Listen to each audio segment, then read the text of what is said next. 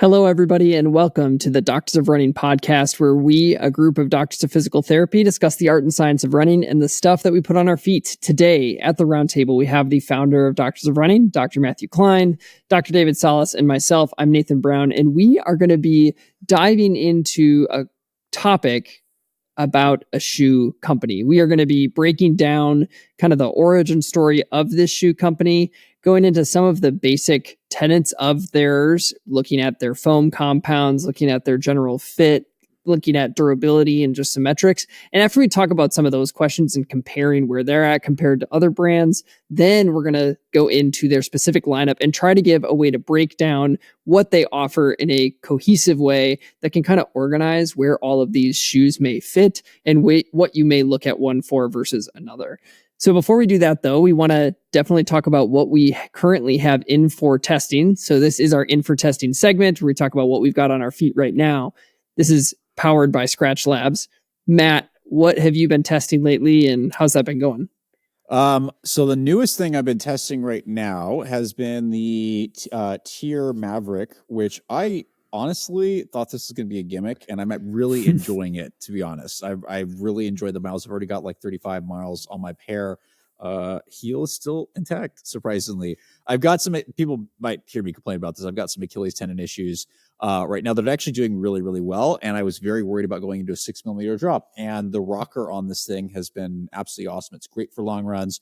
It's great for up-tempo things. It's not really good, and Andrew and I kind of had a similar experience where it's not really good for running fast, but like up-tempo efforts, long runs, it's been really good. So I'm excited to get more miles in these and get a review out. So they've been solid. I've been really impressed. Another shoe. So we don't have a ton of new stuff right now. I've been getting miles in some other shoes, trying to get a 100-mile review on the Saucony Hurricane 25. Mostly because it's one of the only stability shoes that actually has a super foam in it. I'm up to 75 miles right now. Should hopefully get that soon. And the outsole is still intact for the most part, but some other things with that. And then the final thing that just came in today, and I've gotten made fun of for being excited for this shoe. Totally. This is a very Matt thing to be excited about. That people that might get excited for this, and I will certainly be doing a comparison review with the Brooks Ghost Max is going to be the Saucony Echelon 10, which has actually already been out there for a while. It's not a performance shoe. It's just one of the true stable neutral shoes out there and one of the few orthotic friendly shoes. And so, yeah, this just came today and I'm very excited to get some miles on it because I'm a nerd. And so you think that line, think that line's closer to the Max, like Ghost Max 3 stuff than it is to like the Dyad or something else? Version 1 of the Ghost Max, no. Version 3, yes. I think when I step and feel, I would say I wouldn't say it's close to the Dyad just because the Dyad had such a clunky heel and I never suggested it as a running shoe, whereas this Echelon can run. Shoe. It can run. Yeah. Echelon. The Dyad. I like the Echelon. Yeah. So, but Ghost Max Kit 3 can also run. They're not the fastest, but they can run. So that's what I'm wearing.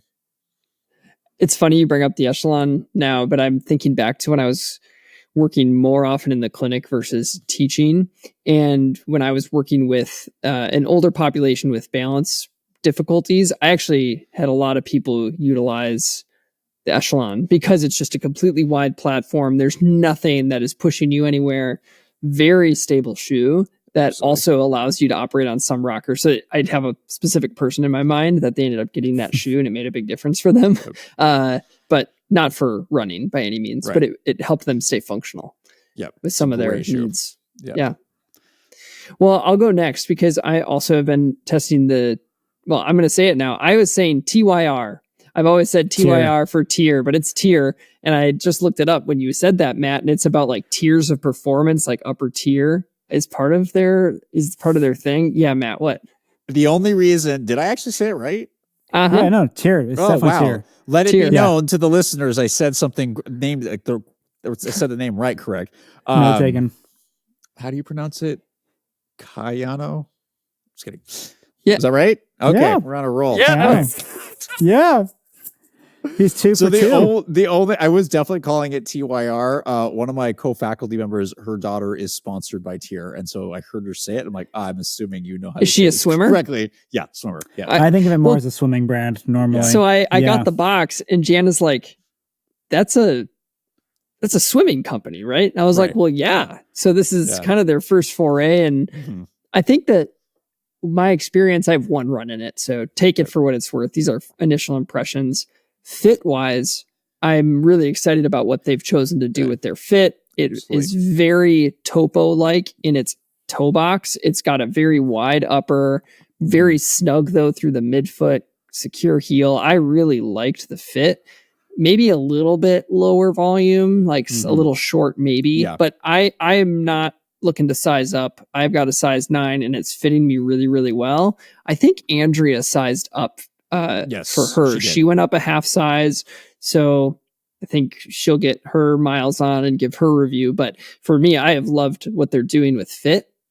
I think the foam on first run feels solid for a first offering of a shoe that costs $150. It definitely is going to level up itself in comparison to other shoes on the market.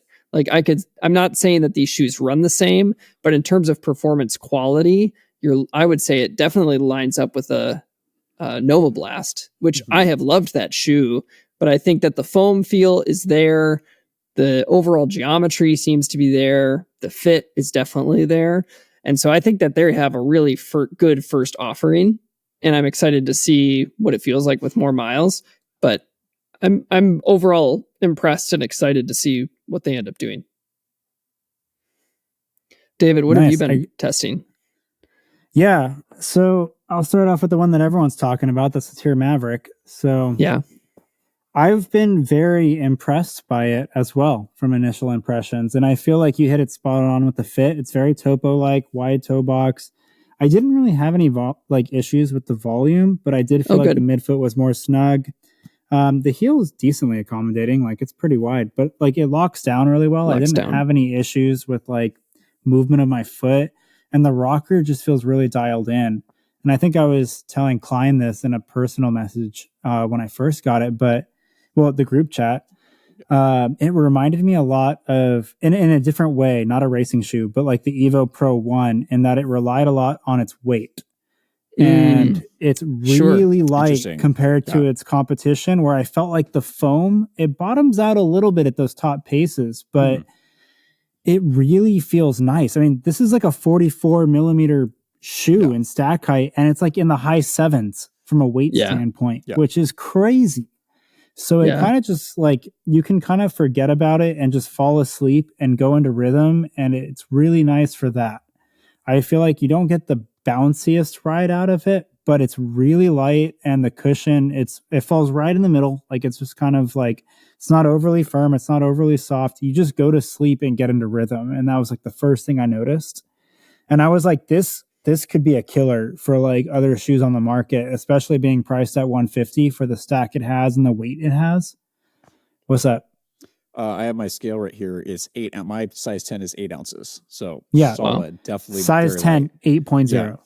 Yeah. I think their specs were 7.7 or something, which would be close. I'm a size 9, and that's what it was for me too. It was funny. So I feel I was going to say, in the boxes that they sent for people who they're sending out for wear testing, they included a kitchen scale to weigh it on.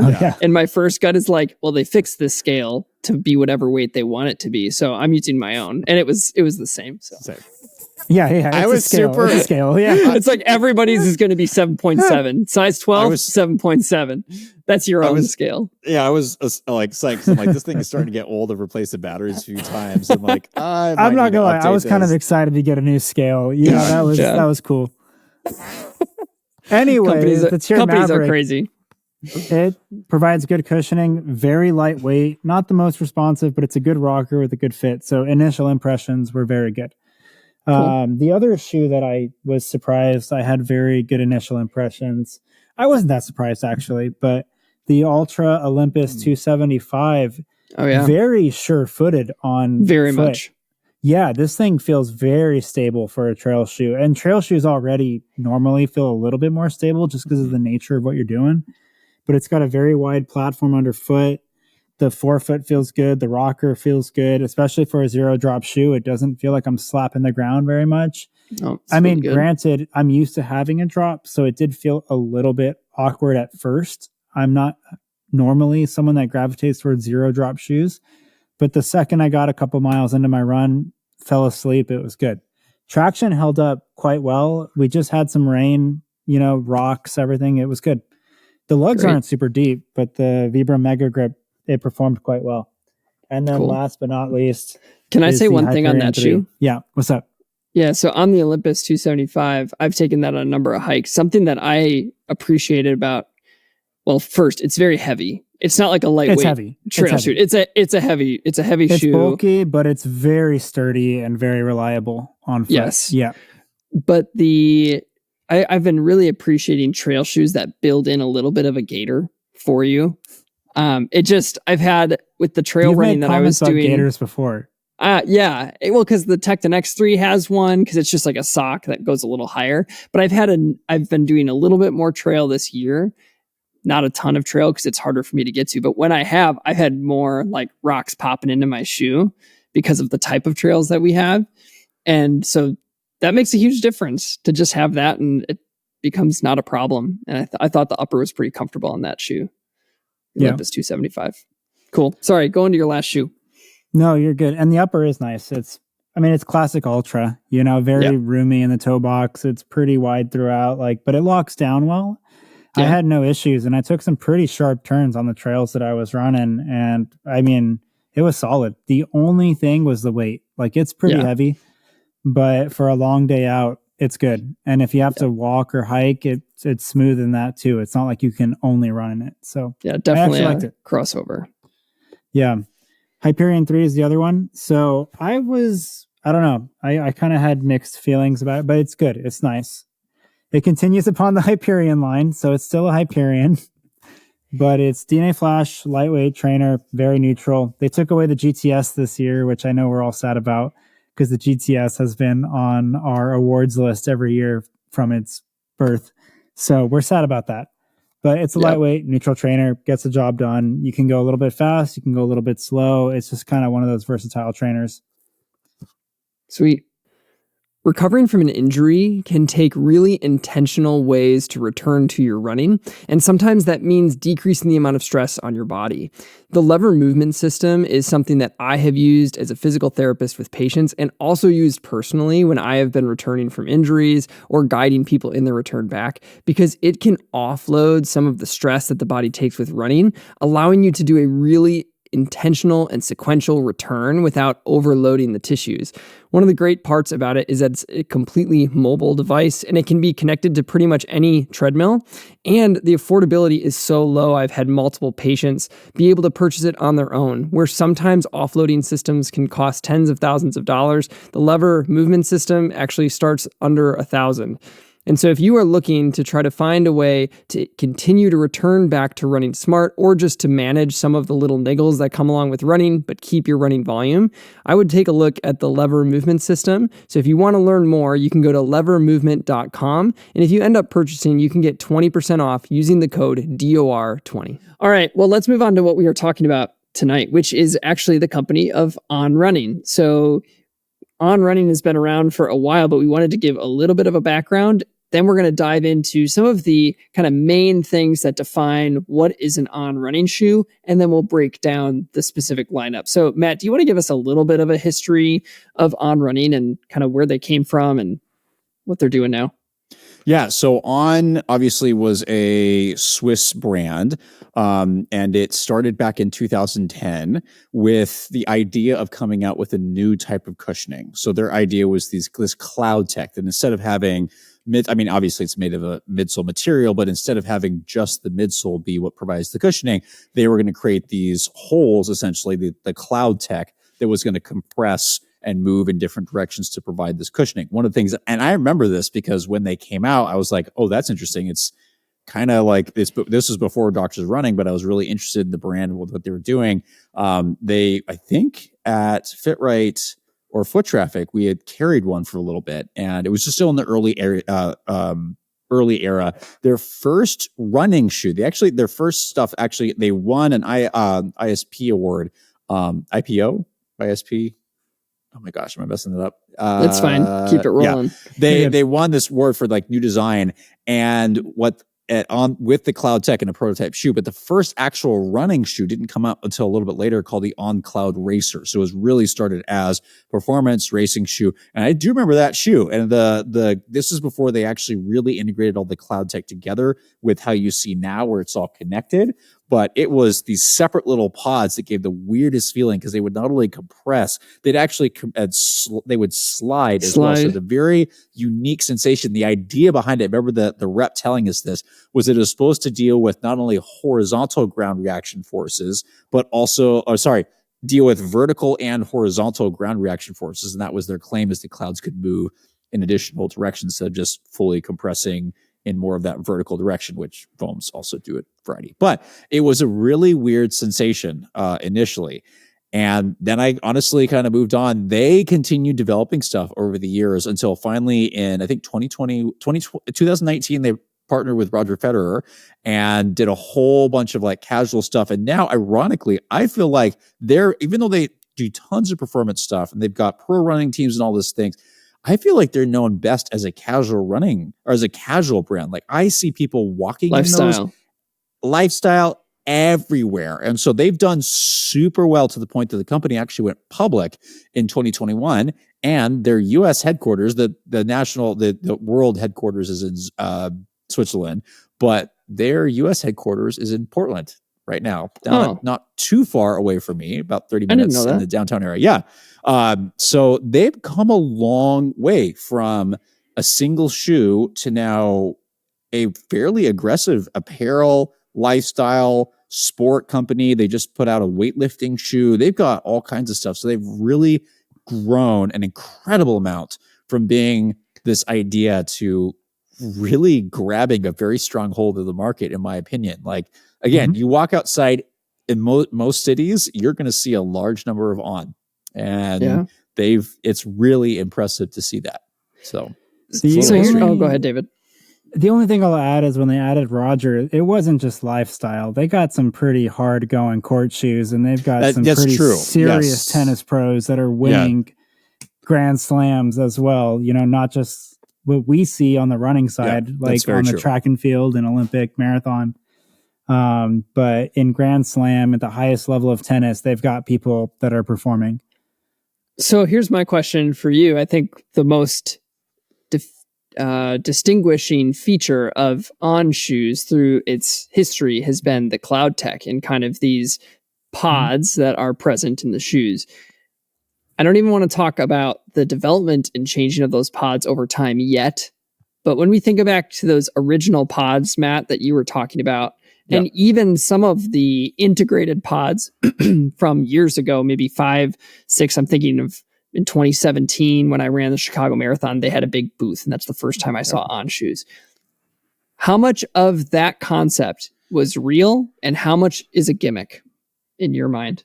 Oh gosh. Depends on when we're talking about. And this is the earlier stages. On's never going to send me anything again. I think my challenge is, so you're talking then. Yeah.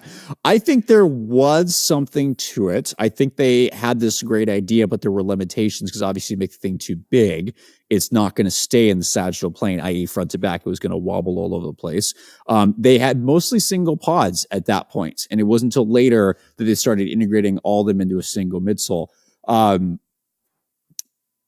It was an interesting sensation, I will say. It wasn't the same as it is now. It was a very different feel. It was definitely firm, and they were not as light as I would have ever hoped them to be for that technology. Like, there's a lot of super light stuff, and it wasn't even coming close, but it did give a very unique sensation. And the uppers were probably the most unique part, to be very honest, because they were so light, these thin see-through materials. But again, how much validity, I think it was a cool idea. I don't know how well it was actually came through, to be honest. David, do you have thoughts on that? Yeah, I think On was in an interesting situation, because I've seen multiple interviews with their owner, and like, he actually initially proposed it to other companies, and it was shot down left and right across the industry. And then it got to the point where it's like, all right, I'll make my own company. Let's do this. Made it. and just kind of worked their way up the ranks. And now we're talking about them today. So I give them a lot of credit for just staying with the idea and having, like what Klein alluded to, a novel experience on the foot, right? Like it was different than the other stuff that was out there. Whether it was better, I don't know, but it was different. What's up? Let me answer this to Nathan's thing. I think from a running perspective, I don't think it worked nearly as well as a walking perspective. The On walking shoes to this day, they are super comfortable. It's got this nice rock ride. It really rolls really smoothly, very, very comfortable. So I am not surprised. Yes, David mentioned this, that across many sports, they've taken off, especially in tennis. But just from a lifestyle walking perspective, they are super comfortable. And I will say the running, they're working on a little bit, but they've got multiple gold medals already in the World Championships this year. Hey, this spikes, right? No, I'm just kidding. But they are doing really well. But the initial concept, I felt like, to answer Nathan's question, didn't work as well for the average runner, to be honest. And I include myself in that. I think my perspective on them is there's a reason why these pods have undergone significant changes, that the pods have also decreased in significant size, particularly when they look at some of the performance shoes. There are significant changes, I think, for a reason. And part of it is there's an element where it is so distinguishable that that's a boon for the company, but it did not perform how they need it to perform for running. Concept, cool. Function, not so cool.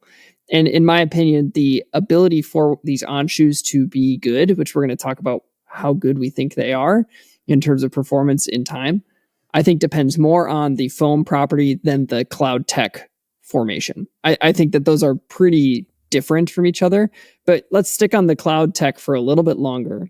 And one of the things that I think people who haven't tried On or who have tried On start to talk about this idea of how durable are these pods, and do they break down over time? Do they flatten out? Does it depend on which On shoe you're talking about? How do these Cloud pods behave over time? David, do you have thoughts on that? Yeah, I mean, like any other property, it's going to give a little bit more over time. But I think, and I'm sure we'll talk about this later, but when I look at On as a company and I look at the public viewing of On, many people talk about On being a quote unquote firmer shoe. Those pods start to give and that shoe becomes softer. And I actually feel like those pods break in pretty well. Maybe the shoe properties don't hold up in the same way that you would expect a traditional midsole to hold up. Like, let's say you go and you buy an Asics Nimbus and you have this high stack rockered shoe and it's all one piece and it kind of holds its ride a little bit longer. I almost feel like the On shoes are meant to break in a little bit, because in my experience with a lot of their models, as I get more miles on them, I actually like them more. And I've been experiencing that with the Cloudsurfer Max especially, which I already liked unboxing it. I know there's polarizing opinions on that shoe specifically. Cloudboom Max? Cloudsurfer Max, but Max. Boom Max too. Oh, I hate that shoe. Sorry. Yeah, exactly. No, that's what I'm saying. I think like Bach and I love that shoe, but I've got it right here. Here's the Cloudsurfer Max, replacer of the On Cloud Eclipse. Yeah. But a lot of people gave it a lot of smack because it was marketed as this high cushioning shoe when it came out the box very firm. And I will acknowledge it came out the box very firm. It was a high stack rockered shoe that was firm. With a bad I liked fit. that. But it broke in well. And I feel like it's one of those shoes that's grown on me over time. That's great. But I think the midsole it breaks in, and I feel like it's almost meant to break in the way that it feels on foot. With that said, we live in a market where you go into a shoe store, you try on a bunch of shoes, you're going to walk out with the one that feels the best on your foot. And I think in the running world, they haven't always struck the hottest on that initial step in feel. And I think that's why you almost see a little bit of a dichotomy amongst the running. I don't want to say the purists out there, but like there's a lot of people out there that are like, oh no, those aren't running shoes, right? Like those are lifestyle shoes. Those are people like, I don't know. I feel like they have this weird kind of connotation that like they blend in more with like your like dress it up with your like Lululemon, your Viore, like your athleisure, quote unquote, kind of crowd. Yep. But like, this is a serious running company, and I do think they're making good running shoes. And I know out of the three of us, I tend to be the one that likes On shoes more, but I do feel like some of the shoes are designed pretty well, and I do think they transition well for the most part. I think for me, I'm a strong buy on the idea that On Running makes legitimate running shoes. I'm a huge buy on that. I think that they have a very vast lineup of shoes that are going to work for different kinds of runners and different preferences, and they aren't just gimmicky. So I know I called like the concept of these pods a little bit gimmicky, especially the earlier end. Again, good ideas that just didn't functionally come out and like play, but they make legitimately good running shoes right now. We talk about some of the athleisure side of things, and part of the brand identity is a more premium brand. So I think you get, if you look at exact cost price comparison, you probably get less of a shoe for the cost in terms of performance. But if you want the On like brand and style, you're going to pay for the brand and style. I think that's part of their reality. When it comes to the durability, I think that the newer pods are much better at durability than the older pods. I think back again to like before 2020, a lot of those running shoes, even like the guys who are in our running club who had them, the pods would actually like break because the only thing distributing the force was this happened to you, Matt? You should go. You should talk about it because I was reference someone else's experience. Did you ever bust a Nike AirPod? I don't think I did. I think they were mostly in the forefoot, so for you, it's more in the heel. Yeah, it was the heel. Yeah, I would rip through the outsole, but never busted. But yeah, with the Cloud Racer and eventually Cloud Flash, which was a later model, that I tried again, I ripped the outsole pods off, and I saw it come off, but I was in the middle of workout, so I didn't stop. So somewhere there was a piece of a pod. There's a piece of a small Cloud Racer pod sitting in Pomona, California, somewhere. So yeah, it would. So because I'm so hard on shoes, I'd rip through it, and the pods would just like fully tear off eventually. Yeah, I think where now you can't do that. Yeah, and even if they aren't falling off, those earlier models, because when you would compress the shoe, the pod goes from a space to closed. Right. You know, those would go from the point where they would stay open when just standing and then do some compression. Whereas then, you know, a couple 100 miles in, you're standing in the shoe and the pod is all the way already collapsed. And so I think that was a shortcoming of the earlier shoes as well, even after they moved into the kind of integrated midsole. But then you're seeing changes with smaller Cloud pods with the phase tech, even smaller when you get to some of their performance shoes, you know, like pretty much all their racing stuff. You know, the appearance of the pod is really aesthetic at this point, and it's just operating off the foam. So I think from a durability standpoint, they're now, in my opinion, pretty much matching everything else, fully knowing that our ability to really gauge durability as shoe testers is much less than people who actually bring these things to end of life, because our end of life, it looks a lot different because we are always testing new shoes. So I think we have a huge limitation to really speak to this, but the durability of these pods, now that they have new designs, they're smaller.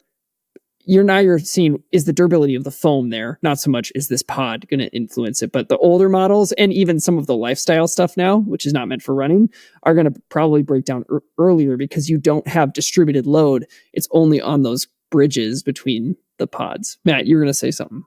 I actually have several On shoes that I've gotten to 100 miles. Both the not the On Cloudboom Max, but the On Cloudboom Echo 3 and the On Cloudboom Strike. The Strike is one of my favorite racing shoes. It's been the foam here. The geometry has been great. And again, 100 miles, and this thing has held up really, really well.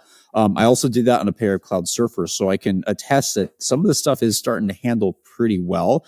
The other piece that I think is contributing to this is that, you know, On is typically stereotyped as being firm. However, they have several shoes that are definitely not firm. And I would say the On Cloudsurfer line is definitely like their mainstream, like the Cloudsurfer, I think it was, did they go from On Cloudsurfer 7 to now On Cloudsurfer 2, or did I hallucinate? No, it was just On Cloudsurfer. The Surfer, and this is the Surfer, and then they went to Surfer 2. Got it. I must have been hallucinating. So The Cloudsurfer, this one and the original, they're actually very soft, and I was really impressed. And I think that's when I started seeing them experiment with a couple new foams, but also the geometry of the clouds has changed. So for me, that really kind of slides in. It compresses very, very nicely for me because the cloud tech is angled the right way with some of the forces. So I think that's really helped. And another insanely popular shoe, not just for running, but you'll see a lot of people standing in these. I've seen a surprising number of retail individuals working at, like, wearing these. I'm like, man, I wish I had these back when I was standing for hours on end. But it's competing very well with Brooks and Hoka is the Cloudmonster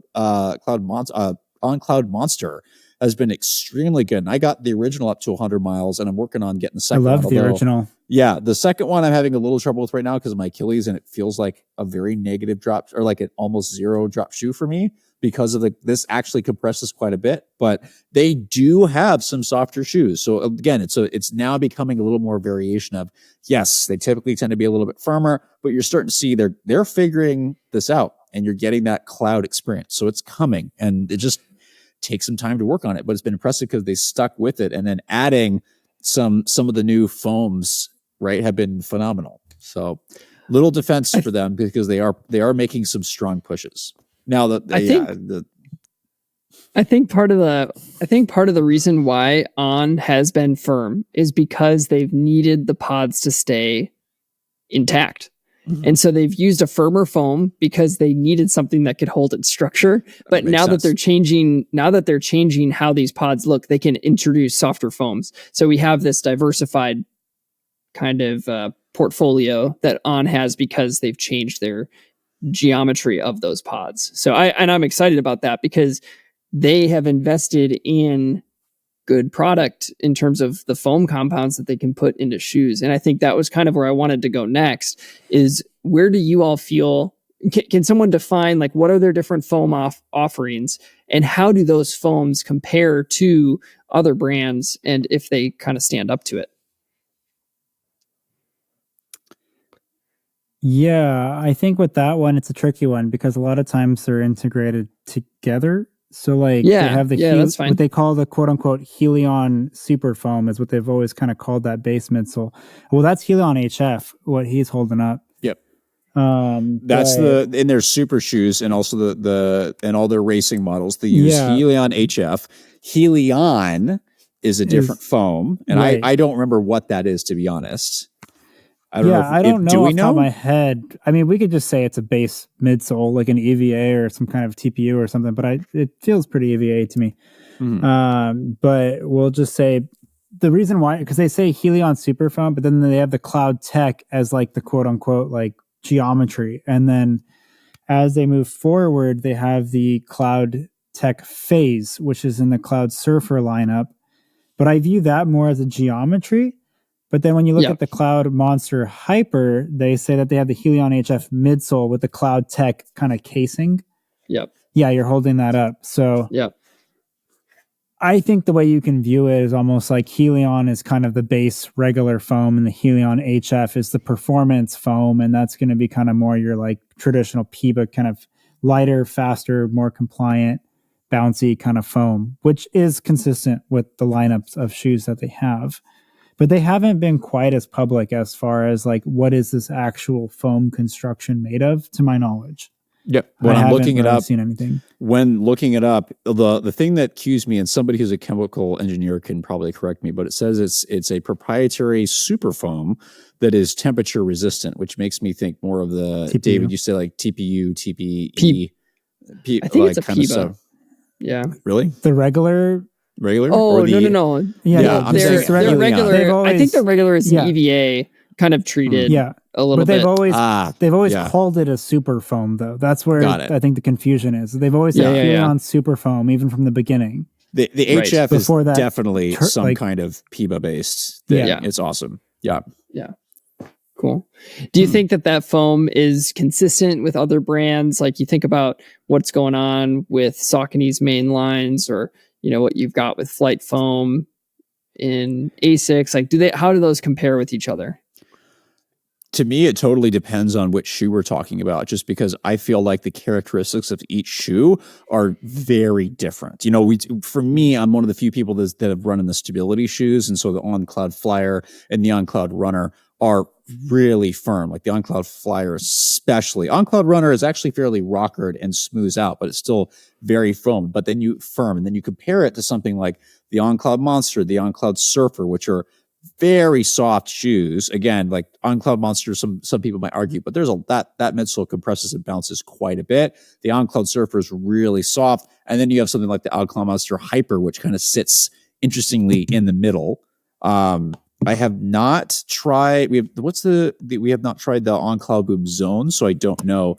But I would say the super foams, especially where initially were a little firm, but now they're getting bouncy, responsive, and so it's kind of hard to characterize just because everything has really distinct things. So you can stereotype On as being firm, but they've got some solid variation among their models now. Anyway, so it's hard to put them in one category. To me, they're definitely in my, somebody from On can come and correct me, but some companies say if something is Helion, it's the exact same foam, no matter the shoe it's in.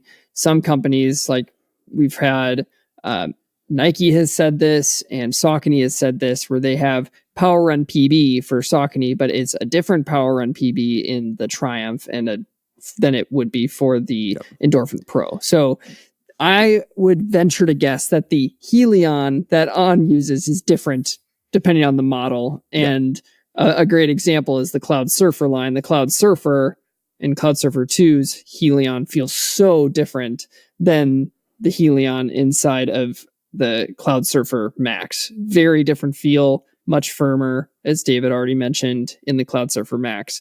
And so, like you said, it's hard to compare, but I think from a daily trainer capability standpoint, I think in my opinion, it's not like it's this worser foam.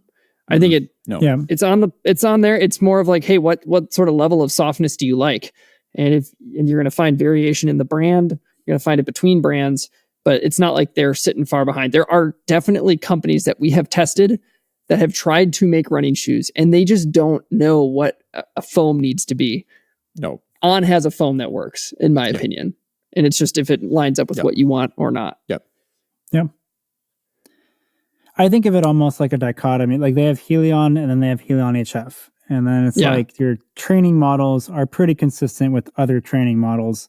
Their Helion HF is pretty consistent with other performance models. Yeah. Could it be softer or firmer? Yeah, sure. But I feel like it's pretty comparable from a performance standpoint on both ends. Yeah, that's great. Okay, so now what we want to do is transition into talking about the line of shoes that On has. They have a lot of offerings. So I'm excited to talk as a group and try to lay out, how do you categorize On shoes? What sort of buckets do you put them in? And then how do you understand their naming system and what shoes are going to be like what? David, are you up for giving our first shot at this and how you categorize On shoes? Yeah, I think they are one of the companies that in some ways it's simple and other ways very confusing. And I would say on the simple end, if you see a boom in the nomenclature, so Cloud is kind of the base model portion. That doesn't really say anything about the shoe. So you would say On Cloud, whatever follows. The easiest way to think about this is like On Cloud Boom. If you see boom, it's implying some level of performance. On Cloudboom Echo, super shoe. On Cloudboom Strike, super shoe. On Cloudboom Max, supposed super shoe for the masses. Kind of like recreational, easy running shoe that can go 26.2. That's up for debate, but it does use Helion HF. That's like... So you can pretty much bank on Helion HF being in the shoe. Yeah. From a nomenclature standpoint, the only shoe that doesn't fit that mold is the On Cloud Ultra Pro. That does use Helion HF, but that is in the trail lineup, and so you kind of get the Ultra in the name. That's kind of the one that breaks off from that. From Then, like now, if you look at it, so now you have the On Cloud, and then you can insert the model name from that point forward. So I will go to the Surfer lineup next. So the On Cloud Surfer, when I think of the Surfer lineup, I think of a shoe. When On first got started, they used a lot of like these plastic plates that they called speedboards. That was pretty much a given in almost every shoe. That's not the case anymore. When you look at the On Cloud Surfers, I think of that as like your quote unquote flagship neutral shoe.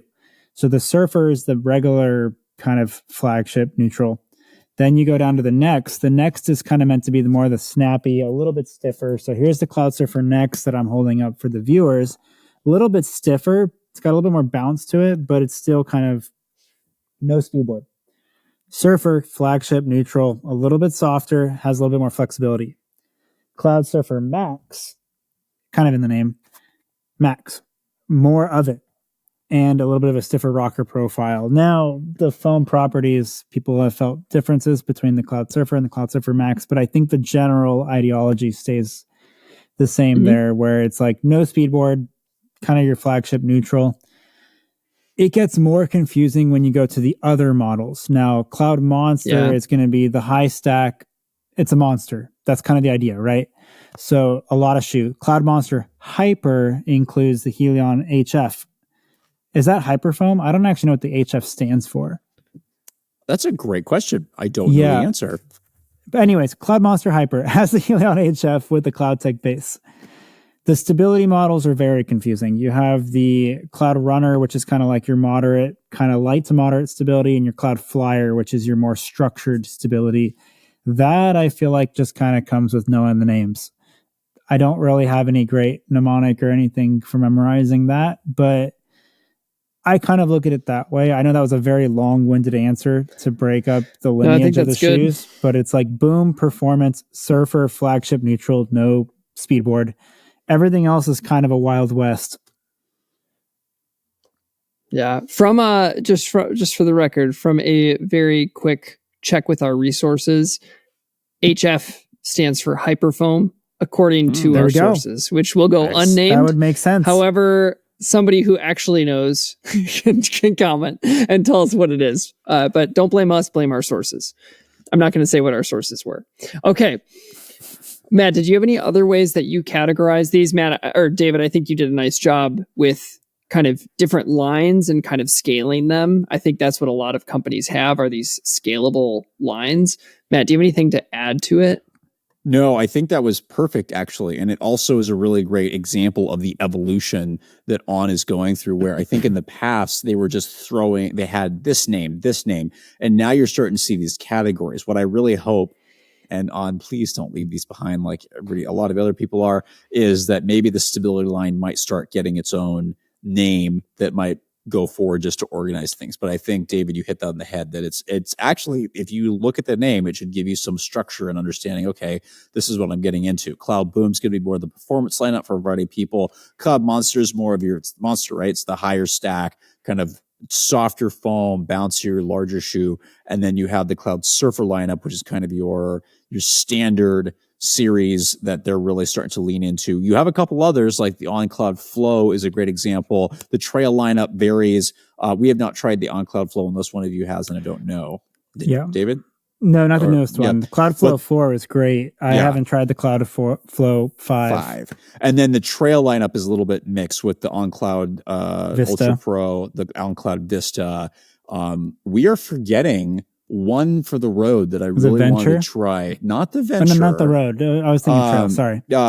There is a trail and a road version of it. Why am I forgetting the name of it? It's supposed to be their maximal, like taller max cushion shoe, but it's really firm, but it's really nicely rockered.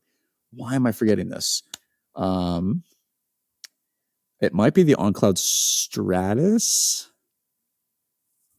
Me, I don't know. I think it's another one. I know there's a Surfer Trail. I think there's a Surfer Trail. Yep, which is actually pretty solid. I've tried that before. But I think David hit it on the head. There's a lot of organization that's happened. I think we're going to start seeing a lot of these shoes kind of transition. The example of this, the On Cloudsurfer Max, was originally called the On Cloud Eclipse, which was a great shoe, and I really enjoyed that one. But they're consolidating. So I think, and I can't speak for On, it looks like they're working on consolidating some of the stuff into lines rather than having these random names. So I think it makes more sense. It'll be nice, honestly. Yeah. I think that's going to be easier really to nice. know what to expect when you're looking at specific models. Nathan, was that right? Was it on Cloud It Stratus? Is Cloud Stratus, yeah. Yes, the third one is out, and I remember I ran in version 1, and I actually enjoyed it, even though it was really firm. The trail version was awesome. But yeah, the Cloud Stratus 3, I don't know if there's plans for a 4, what's going on there. But yeah, they're seem to be organizing their lineup, which is really nice for consumers. I think that's also going to change what the offerings look like in 2 years from now. I think they're going to continually take out, because there are too many one-offs right now, and we're starting to see those start to go away, and they're starting to have these defining features. Like David, you said, the Boom is probably going to have Helion HF. The Surfer lacks a kind of a plastic plate in the shoe. So I think those are nice things to be able to categorize them into different things. I'm curious what they're going to do with the Monster, because those are kind of like two one-off shoes that there's almost a crossover of. Yeah, they've but done I think about super well. The Monster's done really well. I don't know about the Monster. I totally Hyper, agree. But I'm not suggesting they get rid of it, but I'm just saying now you have, the Cloudboom Max and you have the Monster Hyper. They are different, but Max. And you have Surfer Max, they start to bleed into one another. So I think we're in a transitional period where I look at these and I'm like, well, what do you want them to be? Do you want, and they're probably like, if you knew what we had 3 years from now, it would all make sense, because some of those are going to go away. We're going to change, blah, blah, blah. But right now, I think that there's some overlap, which can be confusing when trying to figure out what you want. Because right now, the functionality of in my opinion, of the Cloudmonster Hyper and the On Cloudboom Max is very similar. They run differently, but they're both these heavier, max stacked, a little bit of pop. They kind of soften up over time. They roll pretty well, that you can get into rhythm, handle long runs. Like, that's what they both do. They just do it a little differently. Like the Monster Hyper is much more stable. Not that the Cloudboom Max is unstable, but the casing of that Helion around the HF just really gives you a really stable ride. It's even more stiff, in my opinion, than the Max, even though there's a plate in there. So I don't know. I think that we're going to see some further differentiation, some clarity of what these shoes are supposed to do. And we're kind of in this weird transitional period. I think the thing that's maintained, though, is that there's clearly been a focus on performance. Olivier, I apologize. The creator's name was a gold Olympic medalist. Obviously, there's been a performance standpoint and focus from this. It's why you're clearly seeing them do well at the track and field, and like road stuff is starting to show up with Helen Obiri and that group. But like the On Cloudboom Strike is phenomenal. The On Cloudboom Echo 3 was a great shoe. It was one of Andrea's favorites. I am really excited to see version 4, which it's been like 2 years since we reviewed this shoe. Yeah. The Echo has been a minute. Yeah, it's been a minute. So I'm hoping version 4 is coming out, but it was a solid shoe. And then a lot of their stuff, because it is McConnell's Ice Cream 10K a couple years ago. Yeah, I remember that. In that shoe. Yeah. Yep. Shout out McConnell's Ice Cream 10K. I will say that a lot of the shoes still have a performance standpoint. I have loved the On Surfer Next. It's a really snappy shoe underfoot. The On Cloudmonster can become very responsive. So it's definitely unique. They don't have a lot of mushy shoes. Most of them are going to either be firm, responsive, and David was right. They do tend to change. And I'm wondering if maybe some of the Cloud, where we as reviewers are not getting enough miles on them to really see what they feel like as the shoe breaks in. Although my experiences with the ones that I've gotten to 100 miles have been great. So it's definitely a unique company, but it's also really cool from a cultural standpoint, which again, to me is super interesting that they've taken such a strong hold, at least throughout the United States. I can't speak for, or in cities anyway, I can't speak for the rest of the world, but it's been very interesting. When I went to Houston for CSM and last year, it was the same thing. I'm like, wow, even Texas, there's a good number of people wearing On. That's really interesting. Portland, Seattle, LA. I'm mostly on the West Coast, but it's been the same thing every time I've gone around. So that's a very unique shift that they've worked hard for. Point, a lot of the PT students have On shoes. It's just kind of, and they're not running shoes, but just their kind of casual, kind of daily wear lifestyle shoes. Very, very popular around here too. I am curious from you all, or just one more thing you were saying, Matt. I think we get shoes to 100 miles, and that's a lot for us. People want to run in shoes for 500, 600 miles. So we get like a fifth of the way.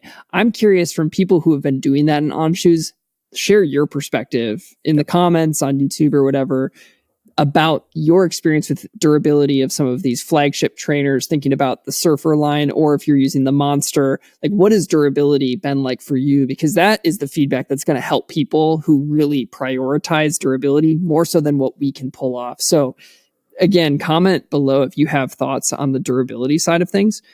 The last question I wanted to ask about On shoes, and remember, you can add in any other categorizations as you want, but I think we hit that pretty decently. How do you feel about the overall fit of these shoes? And let's talk about fit, but then also if you were going to recommend one On shoe to maybe try as your first foray into it as a daily trainer, which one would you go with? I'm going to jump in and say that not all, but for the most part, I love On uppers.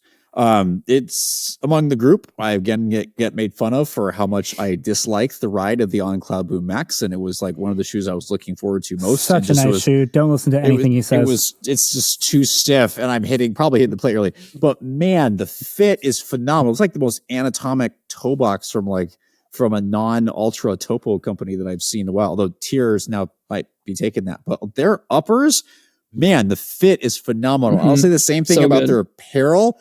Even though their apparel is insanely expensive, if you've seen me running, you've probably seen me in one of the many pairs of On Cloud Ultra tees that I bought on sale or bought on eBay, because I love the fit is phenomenal. And that's, I think, also why they've really taken off casual lifestyle, because the fits are great. They're usually not all of them, but they're usually got some nice stretchy uppers that are just a teeny bit wider, at least in the running. In the more lifestyle shoes, they tend to be a little bit more snug. Like that's something I like about the Cloudsurfer Next, because it's just a teeny bit more snug. It's got that more performance feel, but there's actually a surprising amount of room. The On Cloudmonster, definitely wide. It's great. And when I've talked to people, like I think the most I've actually seen them is at Costco, where when I go to Costco and I'm like, I always comment on people's shoes. I'm like, hey, how do you like everybody else is wearing Hoka, Brooks? How do you like On? Like, dude, this was like one of the wider fits. I love this. So fit wise, absolutely phenomenal. Yeah, I guess I could piggyback off that. Except for the On Cloudsurfer Max. I don't like that fit. I like that shoe, man. I like it a lot, actually, but when I think of On too, it's one of the few companies on our team that I feel like, and we mentioned this with Rabbit the other week, that like we're fortunate enough to be seated some of these things, but we've gone out of our way to actually purchase some things from this company as well. And that's mostly in the apparel realm, but they also have like a pre-owned section on their website that they call, what is it? It's like On Forward or something like that. But you can go to like a pre-owned section, and I actually decided to try that out for the people that do kind of see like a price barrier, because you can get some of the performance tees for like pretty cheap, and like some of the other offerings. Yeah, what's up, Matt? It's called Onward by Onward. That's what it was. Which darn it. I feel like that's a really solid dad it's pun. a great it's a great tagline. I don't know how I could forget that. Anyways, it's actually pretty good. I've used it myself. I've purchased multiple pieces off of that, and you can get nice pieces of apparel for pretty cheap. Or you can do what I do. Purchased them on it. On it. Not off of that. Onward. Onward. Yeah. Or you can do what I do. Onward, guys. Onward. I just hunt on eBay. We don't need to stay here. Yeah, this is getting worse as we keep going. I'm sorry. That's my fault. No. But from the upper fit, though, I do think they have some good uppers. I will say, like, when I think of companies that I really like uppers from, I've really liked Newton. I've really liked On. Oh, gosh. Thank you for saying Newton. Yeah, like there's certain companies, like Topo always has good uppers. Like there's just certain companies you can almost rely on having a pretty good fit on the foot itself. Like who cares about the rest of the shoe? Like obviously that could be different for so many people, but you can almost always rely on a good upper. And I feel like On doesn't really take very many shortcuts, and the fit's usually pretty good. It feels good. The materials feel premium. They feel like they'll hold up. They don't stretch too much, when you make turns or you do weird things. Like I feel like they all feel pretty dialed in, whether it's meant to be more streamlined in performance or it's meant to be more cozy and accommodating. I feel like they do kind of hit it pretty well. I don't know if there's really been an on-upper in recent history that I could think of that I didn't like. You know, I'm looking at like a lot of On shoes on the floor right now, and every single one of them I like the fit. So from an upper standpoint, they usually do pretty well. They nail it. I don't have anything to add. Phenomenal fit. So I know I posed that other question. What would be the first On shoe you would maybe recommend people try out? But I think I want to go a different direction instead, because we haven't even started answering that question. And one of the other things that's commonly talked about with On shoes, because they have these pods, is that they're just going to get filled with rocks. You're going to run on it and the rock's going to be like in the pod. Has that ever happened to either of you? Do you think that's a legitimate concern? It hasn't happened to me where it's in the pod. I feel like I've had it before where maybe it gets on the midline groove. Yes. Not on the Surfer, but like on the very first Cloudmonster. There's a deep midline groove in there. I definitely got a rock in there. Well, that's the Cloudboom Max though, right? Yep. So I was going to say the same thing though. I'm sorry, Cloudmonster on you? I do not have the monster on me. Matt does. The midline groove is pretty deep. Oh, at least on the first one. The first one went all the way to the speedboard. The second one is filled in, I think, for that reason. Yeah, because I would get it in the first one for sure, but not often. I actually did have a rock get stuck, and this is back when some of their trail models actually had and I think the Cloud Vista still does, but actually on Cloud Stratus, I think it was the trail version, I actually had a rock get stuck in there, and it was pretty easy to pull out. It didn't get stuck deeply, but it just kind of lodged in the side randomly. But for the most part, ironically, no, I haven't had that be an issue. I think some of the original models, that might have been a different story. Like I would never have taken the Cloud Racer on anything trail. That was road only. But I think their trail stuff, like the Cloud Ultra Pro, is like one of my favorite trail shoes, and maybe my trail shoe of the year right now. So and those are the really small pods, tiny pods. Oh, I think even trail, did you end up doing that 50K? Are you doing that 50K? You're lucky. I got sick. Oh, I am lucky. I was maybe going to give it a go. I've literally been sweating bullets over this for the last couple of weeks. And I'm like, it's a game time decision. I don't know what the exact day is. He's going to tell me if he does it or not. And that determines whether or not I do a 50K in the trails. So for the people who don't know, I know I should have said, the people who didn't hear this conversation on a previous episode, my friends were running a 50K. I kind of was getting dragged into it and was going to just give it a go. My toe started bugging me. So I was like full in if my toe was going to handle it. Toe kind of got worse, took a couple weeks off, and I was like, maybe I'm just going to go for this. And then I got sick, and then it was just, I'm not gonna go. So the deal was, if I ended up doing it, David was going to have to do it as well. Last thing on the rocks for me, I run on the Green Circle Trail, which is like crushed granite all the time, and that's where I do most of my training and testing miles. Never once have I had one of those small kind of granite rocks get into the side of a pod. If the shoe has a groove on the bottom, it's going to get a rock in it, no matter what brand it is. I've gotten rocks in the Max, and those don't bother me, but otherwise I haven't had the issue where it goes in the side. So is there anything you all want to add about On running or shoes or considerations for people with special conditions before we wrap things up? I would say one of the things to pay attention to is most of their models are pretty rockered. And so what that means is there's some exception to this, like the Cloud X and things like that. But a lot of the models, including some of the walking ones as well, they're going to be highly rockered. So that can feel really good, like kind of rolling it. That can take some load off the foot and ankle. Just know it's going to put some more workload into your hip and knee. That's not a bad thing. It's just going to shift the workload. I think that's why people like them. And I can attest that walking in a pair all day, feet usually feel fine. It's just maybe some stuff up higher can get worked a little bit. So just know that just based on the design, that's not an uncommon thing. My other comment is that if you're interested in this brand, I would honestly keep it simple and try the On Cloudsurfer or the On Cloudmonster series, and just want because those are well cushioned. I think they're very competitive with the other running shoes on the market. They've done a good job. They're not nearly as firm as some of the more kind of unique models in the On lineup, and I think those are the two to really, really start your game with. The On Cloudsurfer is very neutral, so if you need more stable ride, it's not nearly the best, although it's not as terrible as it kind of looks.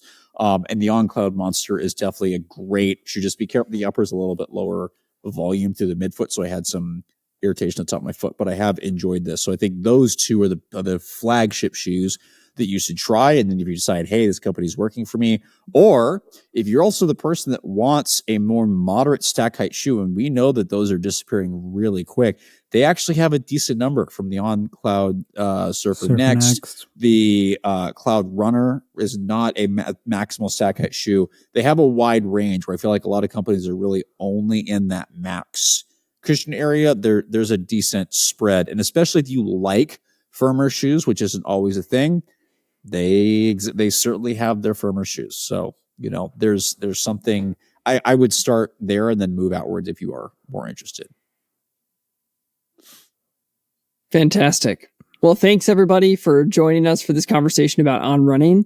And if you have any other thoughts about On, or things we didn't talk about, or things that you may disagree with, please comment below, reach out to us. We'd love to hear your perspective on this stuff.